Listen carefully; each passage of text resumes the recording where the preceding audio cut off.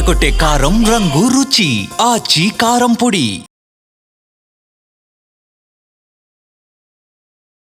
వ్యాపారం ఈ ఒక్క పదం వెనుక ఎన్నో కలలు మరెన్నో భయాలు దాగుంటాయి. 9 to 5 జాబ్ విసిగించినప్పుడు, లైఫ్లో సెటిల్ అవ్వాలి అని అనుకున్నప్పుడు మనందరికీ గుర్తొచ్చే ఏకైక మార్గం బిజినెస్. బట్ ఇక్కడే అసలు కథ మొదలవుతుంది కదా. మన దగ్గరున్న పెట్టుబడిని ఎక్కడ పెట్టాలి? ఆల్రెడీ మార్కెట్ లో సక్సెస్ అయిన ఒక పెద్ద బ్రాండ్ ఫ్రాంచైజ్ తీసుకుని సేఫ్ గేమ్ ఆడాలా, లేక మన ఐడియానే పెట్టుబడితో మనమే బాస్ గా ఉంటూ ఓన్ బ్రాండ్ స్టార్ట్ చేయాలా? ఈ రెండింట్లో ఏది బెస్ట్, ఏది రిస్క్? అసలు బిజినెస్ సీక్రెట్ ఎక్కడుంది? ఈ వీడియోలో క్లియర్ గా మనం తెలుసుకునే ప్రయత్నం అయితే చేద్దాం. ముందుగా ఫ్రాంచైజ్ బిజినెస్ గురించి మాట్లాడుకుందాం. దీన్ని సింపుల్ గా చెప్పాలంటే ఆల్రెడీ వేసిన హైవే మీద కార్ నడపడం లాంటిది అన్నమాట. రోడ్డు బాగుంటుంది, సిగ్నల్స్ ఉంటాయి, రూల్స్ కూడా ఉంటాయి.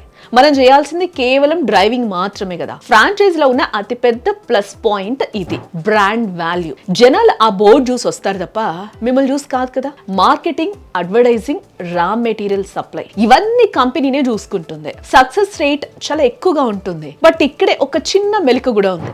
లాభం మీదే అయినా పెత్తనం వాళ్ళదే. మీ షాప్ లో ఏ బోర్డు పెట్టాలి, ఏ రంగు వెయ్యాలి, మెనూలో ఏం ఉండాలి అన్ని వాళ్ళే డిసైడ్ చేస్తారు. అంతేకాదు మీ లాభంలో కొంత వాటా రాయల్టీ వాళ్ళకి చెల్లించుకోవాలి. అంటే మీరు ఓనరే, బట్ స్వతంత్రం లేని ఓనర్ అన్నమాట. ఇక రెండోది వస్తే సొంత వ్యాపారం. ఇది అడవిలో సొంతంగా దారి వేసుకోవడం లాంటిది. ముళ్ళు ఉంటాయి, రాళ్ళు ఉంటాయి, కష్టపడాలి. కానీ ఆ దారి వేసాక ఆ సామ్రాజ్యానికి మీరే రాజు. ఓన్ బ్రాండ్ లో ఉన్న కిక్ ఏంటంటే స్వేచ్ఛబ్బా. లాభం వచ్చినా నష్టం వచ్చినా అదంతా మీదే.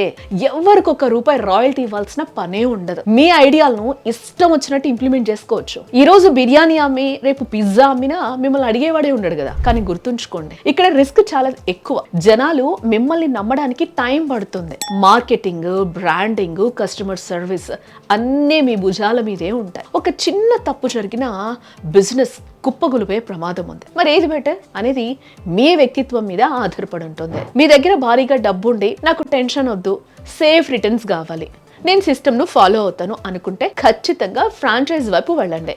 ఇది సేఫ్ జోన్ అన్నమాట. అలా కాకుండా నా దగ్గర తక్కువ డబ్బు ఉంది, బట్ నా దగ్గర ఒక క్రేజీ ఐడియా ఉంది, కష్టపడే సత్తా ఉంది, నా బ్రాండ్ రేపు ఊరంతా తెలియాలి అనే తెగువ మీలో ఉంటే నిస్సందేహంగా సొంత బిజినెస్ స్టార్ట్ చేయండి. ఎందుకంటే ప్రపంచంలో ఉన్న ప్రతి పెద్ద ఫ్రాంచైజ్ కూడా ఒకప్పుడు ఎవరో ఒకరు స్టార్ట్ చేసిన చిన్న సొంత వ్యాపారమే కదా. చివరిగా ఒక్క మాట అండి, ఫ్రాంచైజ్ తీసుకున్న, సొంత బ్రాండ్ పెట్టిన బిజినెస్ లో గెలిపించేది బోర్డు మీద ఉన్న పేరు కాదు, కౌంటర్ వెనక ఉన్న మీ నిజాయితీ మరియు కష్టం. ఫ్రాంచైజ్ అయితే మీకు బాస్ ఉంటాడు, ఓన్ బిజినెస్ అయితే కస్టమరే మీ బాస్.